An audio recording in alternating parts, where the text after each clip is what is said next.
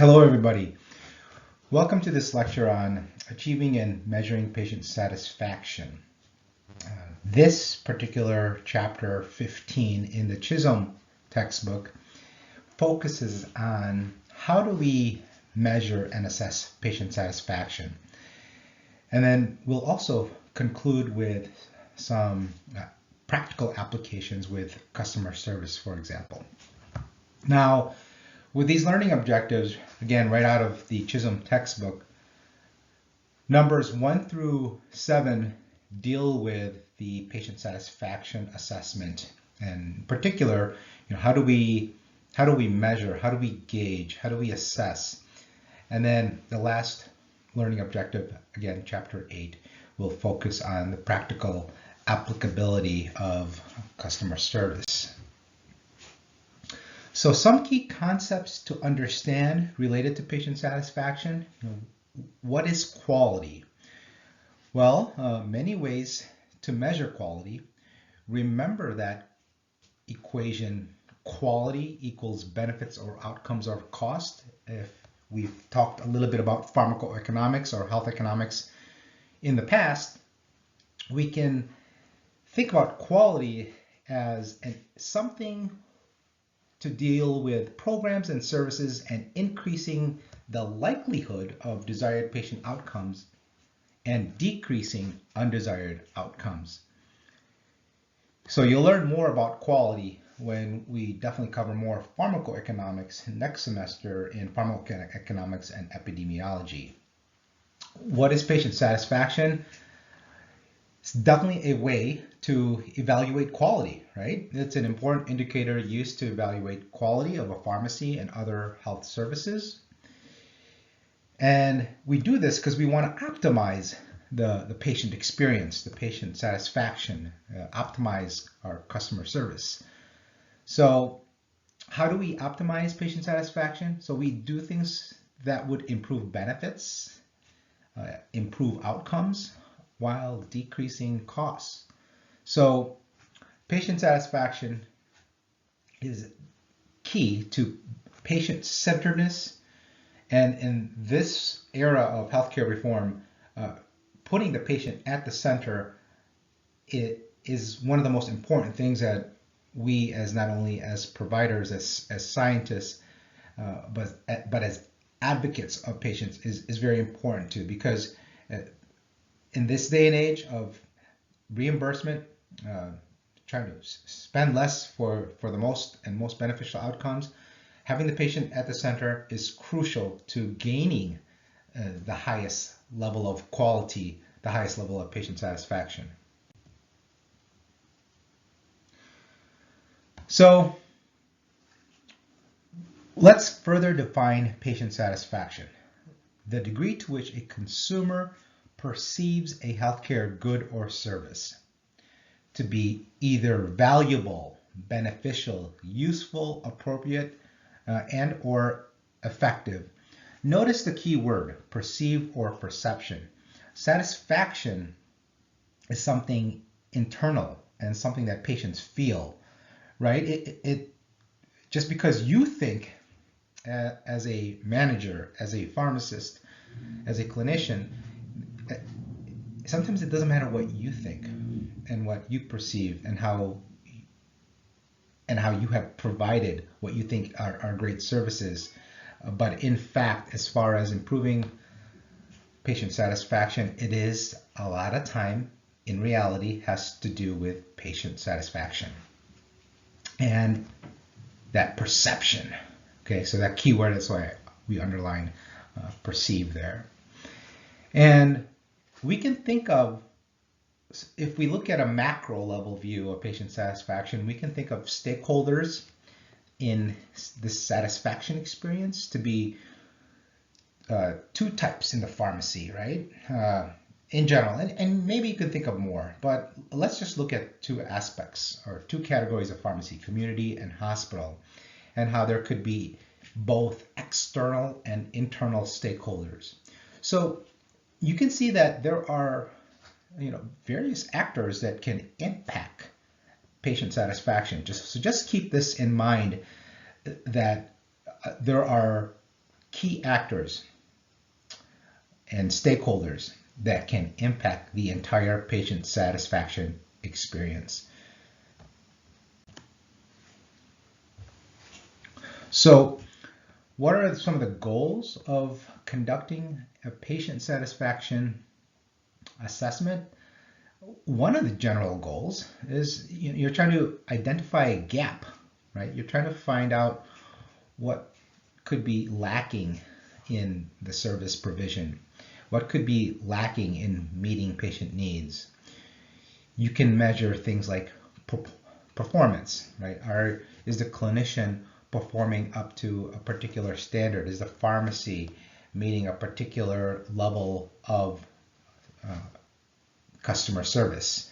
Of course, some of the financial things are important as well, and economic things like scripts being filled are very important to your employer, right? So just kind of thinking about what we just talked about in that last slide, there are those actors that you have to satisfy: your employer, your patient, your colleagues. So this is not just a one-on-one interaction sometimes with you and a patient.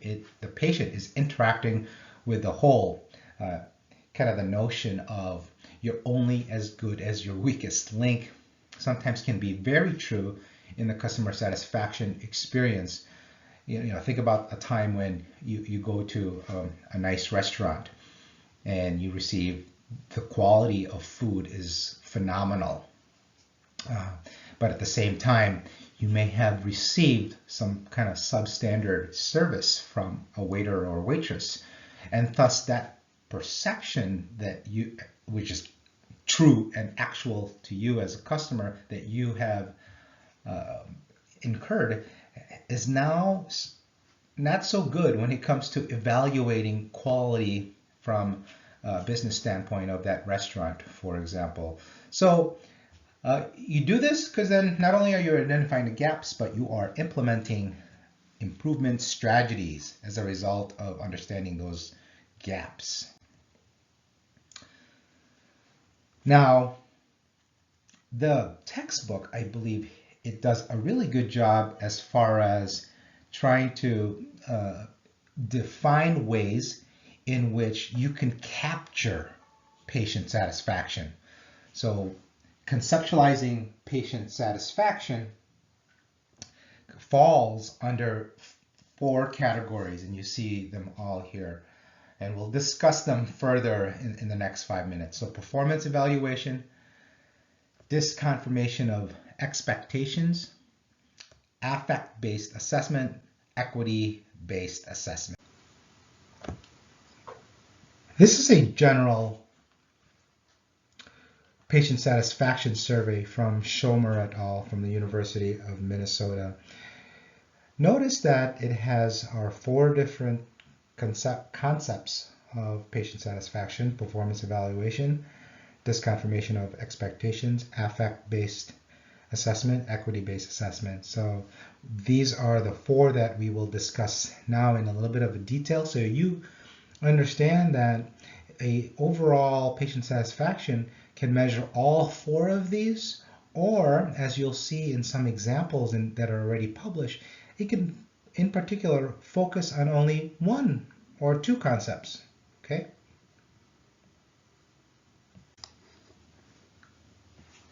So these are examples of performance evaluation. If you want to assess a particular quantitative outcome on service, you might ask things like, how convenient was the service? How reliable was the service? And then lastly, how helpful was the service to you? These are examples of disconfirmation of expectations. So it's asking questions such as, did the quality of service exceed your expectations? Did the service live up to your standards or expectations? Was the service better than expected?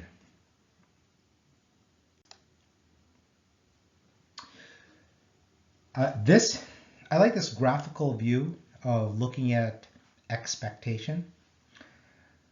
So as we know, expectations can have a psychological component, much like perception is a psychosocial component. So consumers can evaluate a gap between their expectations regarding a particular service or even product, for example, and their perceptions of the actual experience, so the reality. So what this model is showing is the expectation continuum, is from low to high, as you can see along this continuum. And then there is this idea that expectations that we have, that there's an adequate amount, and perhaps there is a above and beyond adequate, which would be desired, and somewhere in between would be, is where you would be satisfied, for example. So we call this adequate zone between adequate and desired the zone of tolerance. So what is a zone of tolerance? It's any level of service in the gap between ideal and adequate.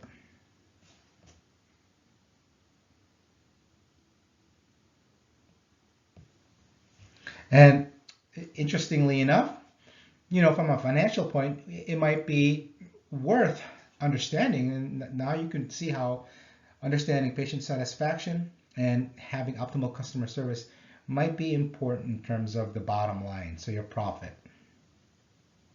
Can it shift as a result of your customer service? Certainly.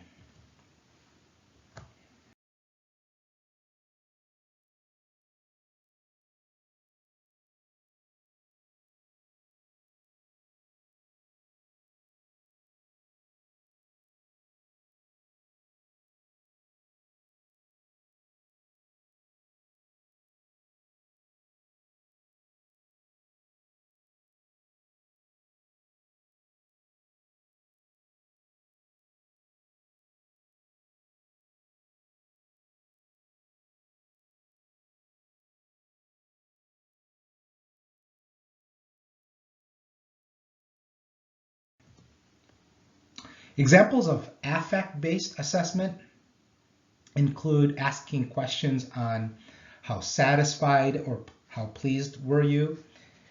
Were you thankful? Were you delighted? So, asking these, again, perception is reality. So when you ask multiple questions that are very similar regarding their affect or their feeling, it gives you an idea if you've met and if you've done your job properly and you've satisfied and you've made the customer happy. Examples of equity-based assessment refers to a consumer's perceptions of fairness in the provisions of services, including inputs and outputs or outcomes, generally based on comparison to another individual's service experience. So sometimes we call these anchoring type questions. So notice how you can phrase the question in a multitude of ways depending on how you want to quote unquote anchor the question. So anchoring is, you're giving a standard for the patient. So if this service would have cost me $50, so that's the standard, I would have received a fair return for my money. Similarly, compared to the time I invested in receiving this service, I received a fair return. And then lastly, if the service cost me $50, it would be a good value. So again, it is good way to understand equity, meaning how much is the patient and customer willing to pay for a particular product? How much is enough to keep a patient satisfied, for example? Anybody know where this is? This is the Walgreens on State Street in downtown Chicago. Lovely place. This is the second floor where you not only are picking up prescriptions, but the patient counseling area as well. So how do we promote patient satisfaction? So it can include many aspects, not engaging engaging patients and being patient-centered means several things. So it could include listening, understanding, valuing the consumer. You can argue that services such as medication therapy management and the idea of pharmaceutical counseling does go above and beyond that of just dispensing, so it could improve patient satisfaction. And of course, there's always, we're not born, many of us are not born and gifted in customer services. There are ways to attain professionalism and competencies in obtaining and promoting patient satisfaction. Other factors needed to achieve patient satisfaction is noted on this table in the Chisholm textbook. So interestingly enough, being polite, being knowledgeable, cultural competence or sensitivity, location, accessibility, and cleanliness, reliability, dependability, services such as MTM, as I mentioned already, are all factors that can be very important to your pharmacy and can be very important to your patients. So patient satisfaction is associated with performance of pharmacy-related tasks such as patient counseling, patient education, promoting adherence, medication therapy management, for example. So patient satisfaction with pharmacy services has been demonstrated across various different kinds of healthcare and disease states.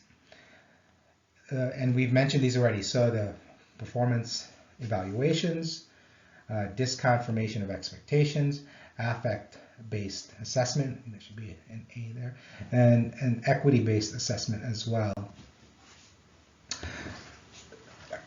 This table I like to bring up because this shows you the different studies have looked at satisfaction in various concepts and categorized them and have developed surveys to a particular concept only. So unlike that first survey that you saw by Schomer et al. An overall general patient satisfaction survey, these are examples in different settings, in different disease states, and measuring different outcomes, and that the questioning, the concept of patient satisfaction, all ranged from disconfirmation of expectation, affect-based assessment, performance evaluation, and so on and so forth. So again, interestingly enough, depending on what your interests are, your particular instrument can be very specific to a concept. So it doesn't have to be general and have all four of the different kinds of satisfaction surveys. So that's the point of this. For those of you who will be going on and doing research, take note of this. That way you can kind of come back to it and understand other researchers who utilize specific concepts of satisfaction in various and specific settings, measuring different outcomes in particular disease states, for example. So I bring this up as a way to kind of, let's take a step back, our 30,000-foot view, why we are interested in patient satisfaction. And as we know, and even in the Chisholm book, this figure 15.1, the healthcare change and the patient, they put the patient at the center with various factors that influence the provisions of quality patient-centeredness, including evidence-based practice, focusing on quality and accountability, understanding consumerism, and of course, the all-powerful idea and knowledge and product that is the internet and technology that is associated with that. I'd like to bring up the point about the triple aim again. You guys have been, you've had similar education and lectures that have looked at the triple aim or the iron triangle, and that not only in understanding but accounting for these three factors when addressing a health care need, when addressing a disease state, is important, right? From a patient perspective, a provider perspective, an insurance perspective, understanding access, cost, and quality is kind of the norm these days. And more recently, again, kind of substantiating the fact that the patient is at the center. Now people are not, we're moving away. We're moving and progressing from the triple aim to the quadruple aim, for example. So many different ways to look at the model of which our healthcare system is based on to improve quality, to improve patient satisfaction.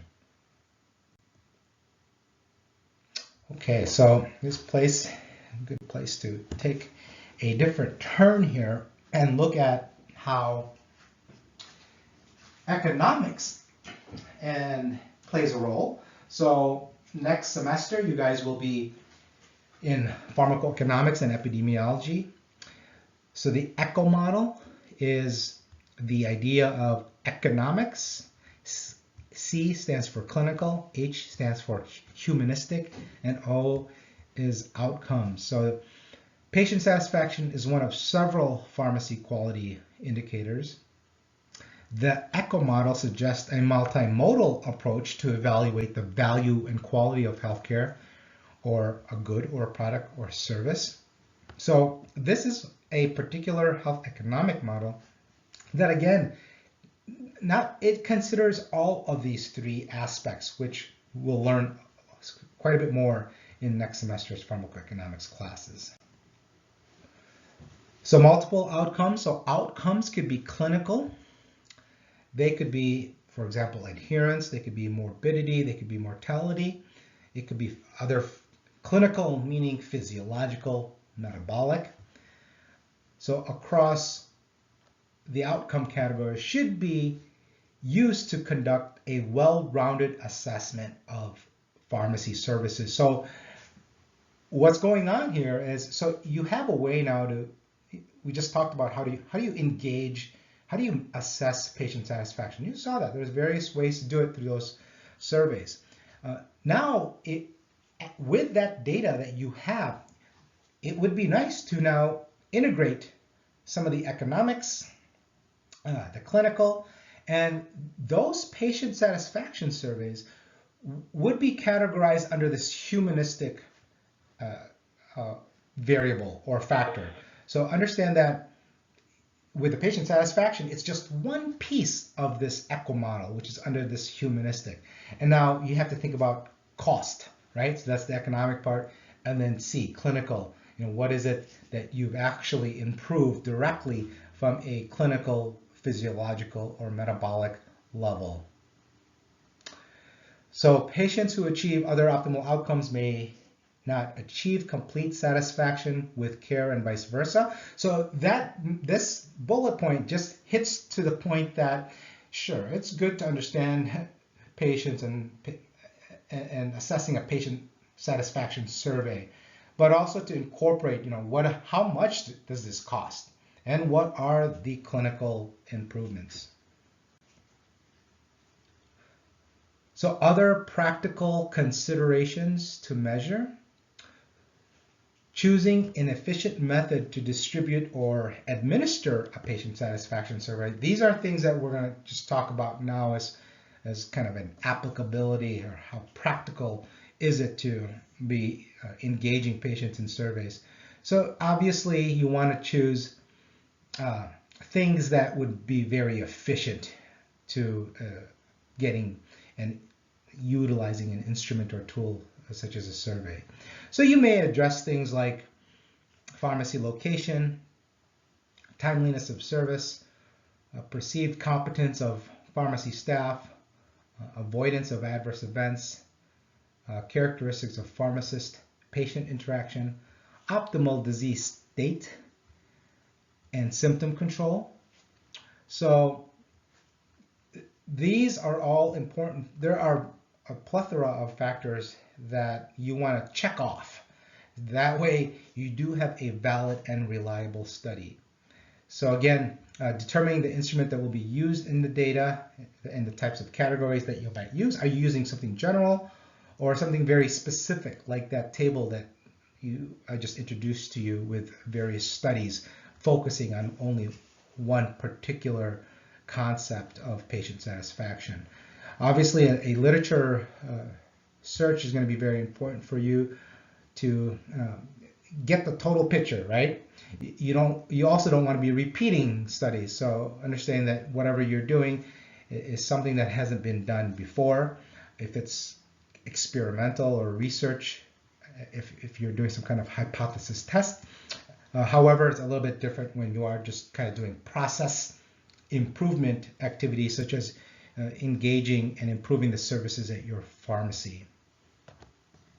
And of course, anytime that you need to develop or modify an instrument, you're adapting it. You do want to give credit to those who have created that particular survey before, so don't forget to reference them.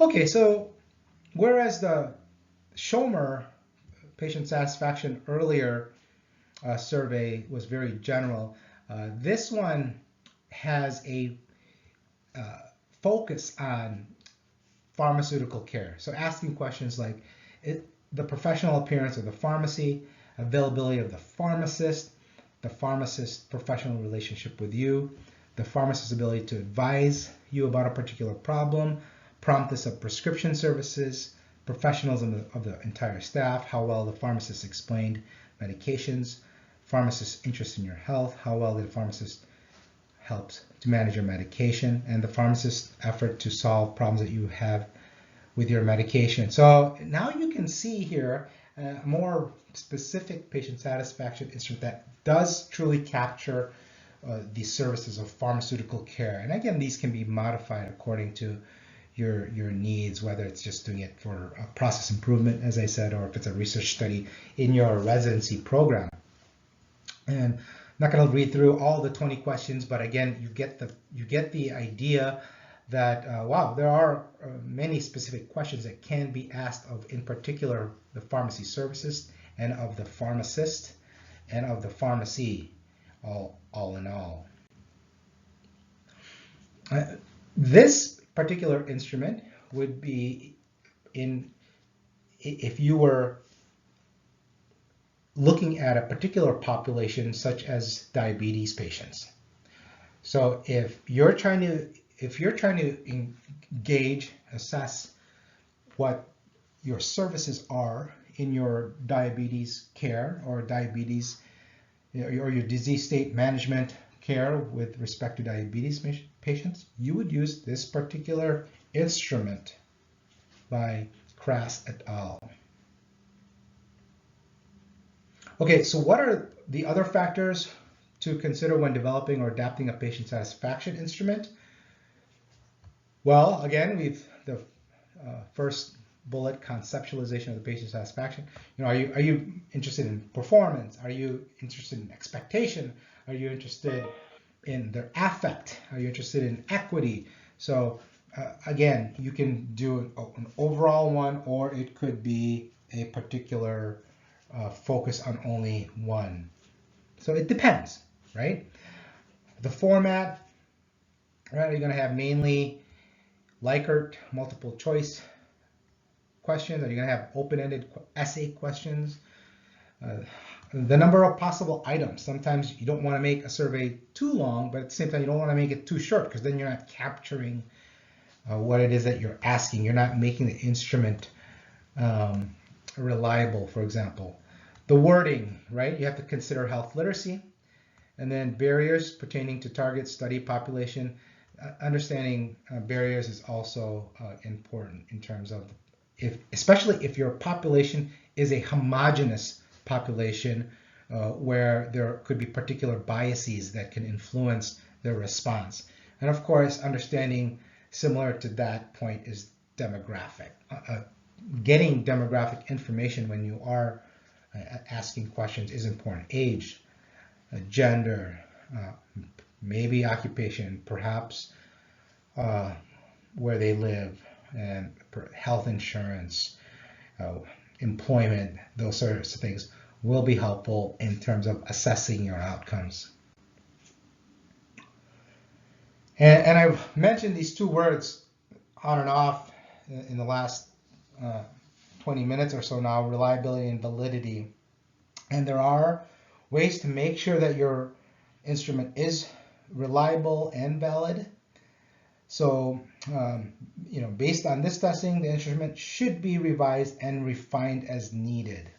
And there's a whole science behind reliability and validity that I'm not going to go into now, but do take the time to make sure that your instrument, your tool, that is a survey, is meeting reliability and validity expectations. So in summary, patient satisfaction is a key quality indicator in pharmacy and other healthcare settings. Patient satisfaction is central to patient-centeredness and healthcare reform. There are efforts to promote patient satisfaction in conjunction with optimizing economic data. How much does it cost? Clinical, the physiological and metabolic measures, outcomes that you're measuring. Are you improving hemoglobin A1C? Are you improving blood pressure? Are you improving cholesterol, and so on and so forth? And then, of course, the survey part is the humanistic part. And this facilitation could enhance and improve the success of pharmacy goods, services, and organizations. So moving on to customer service, it is the interaction between the service organization, service provider, i.e. pharmacy, and the customer or patient. And sometimes, of course, in pharmacy experience, their customer and patient are one and the same. And we know that as much as we have medications and prescription drugs to help with the disease state, and that itself is a product, we know that pharmacy itself, in your role as a pharmacist, is very service-oriented.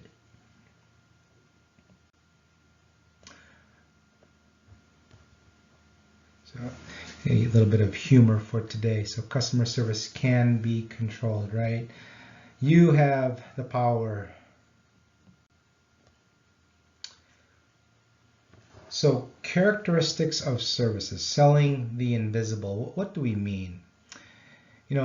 Managing and marketing services is selling the invisible because service is intangible. And yet this is why a customer will come back to your pharmacy. Within pharmacy, there's this cognitive and affective evaluation now that we've come to know through surveys, and a judgment of the pharmacist and the pharmacy can be an important intangible for how you are perceived in your customer service provisions. So an interaction does occur at various levels, not only you and the patient, but at the same time that patient is interacting with the other stakeholders and employees within the pharmacy, hospital, or other pharmacy places. The customer is a participant in the service process, so do understand that it is a two-way street. Services are produced and consumed simultaneously. Services can be perishable. Service site location is dictated by the customer. Economies of scale are difficult to achieve in services. So we talked quite a bit about what economies of scale is. And due to the nature of how pharmacy and pharmacists provide their pharmaceutical care provisions related to medication therapy management, patient counseling, that is difficulty in trying to utilize economics to enhance profits, for example.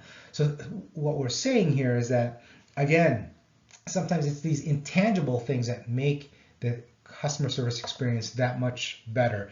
Being pleasant, being nice, being able to listen, going that extra mile, sometimes are things that cannot be put into a simple algorithm, to a simple economic model.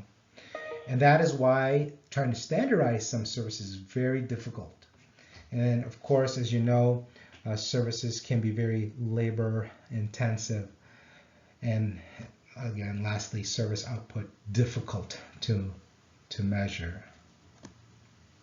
So some service is intangible, things that are recognized but not easily quantified. What are things that you should consider when you are trying to create kind of goals within your pharmacy as a manager, as a pharmacist? These are just examples, and there are many others, but being reliable, being responsive, and being courteous and assure that you are providing a very trustworthy product and service, it goes basically a long way. Empathy, how much caring and how much attention are you providing to your patients? And whereas some things are intangible and maybe hard to measure, there are things that are tangible, right? So how the experience, you saw the picture of Walgreens on State Street, so a beautiful Walgreens location. The first thing I noticed, of course, when I walked into the first floor there, of course, is the food that's right smack in the middle, very nicely displayed, and of course, what's there? Pretty decent sushi. So yeah, those sorts of things can potentially make or break a sale. The organization needs to provide employees with the same type of service that they expect and deliver.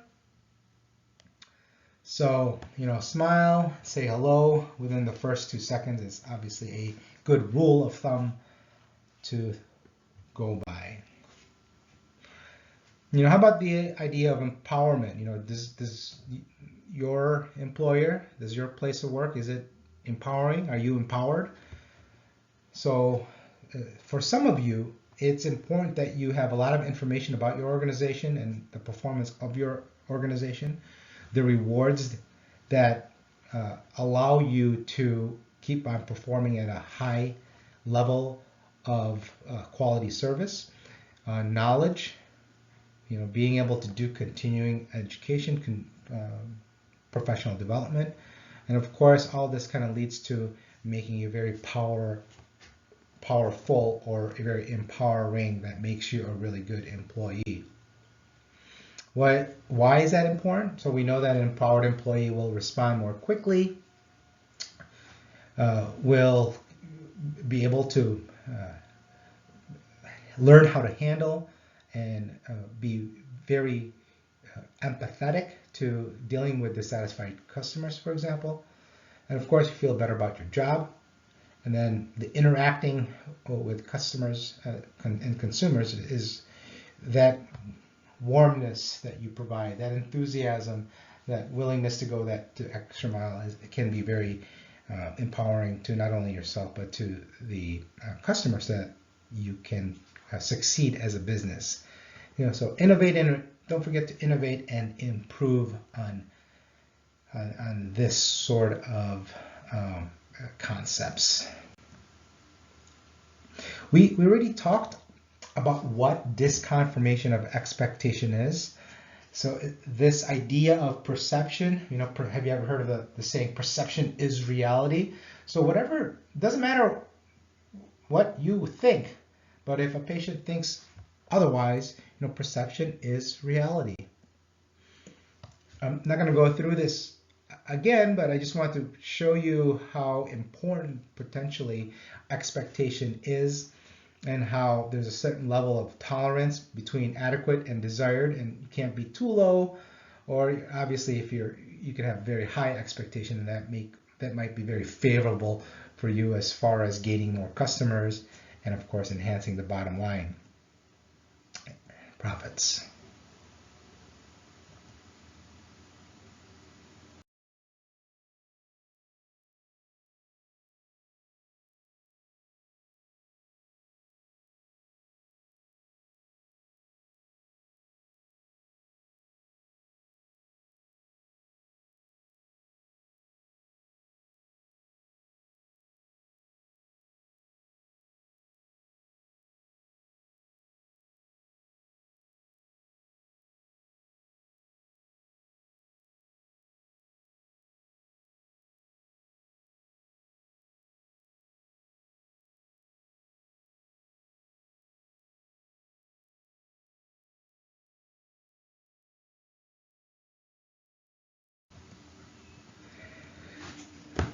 You might be responsible for designing services. So understanding what is the product, what is the service, what are things that are tangible and intangible that can benefit the consumer. How will this be financed? Does your employer like Walgreens, do they promote innovation, and do they have money for it? If you're an independent community pharmacy, it might be a little bit harder to get some of these innovative services. How will the service be positioned, promoted, and branding? So the whole idea of marketing to a particular segment. How will the service be delivered? Okay. Is it going to be more brick and mortar, or the all-powerful internet? Do you have an app for that particular service? What will the facility look like? What will employees be like? What is your target segment? Certain first impressions. What procedures, protocols will be put in place for delivering your services? Do you have some sort of a delivery service? Who will deliver the services? Okay, will your techs do it? Will you do it? And how will they be trained, promoted, and motivated?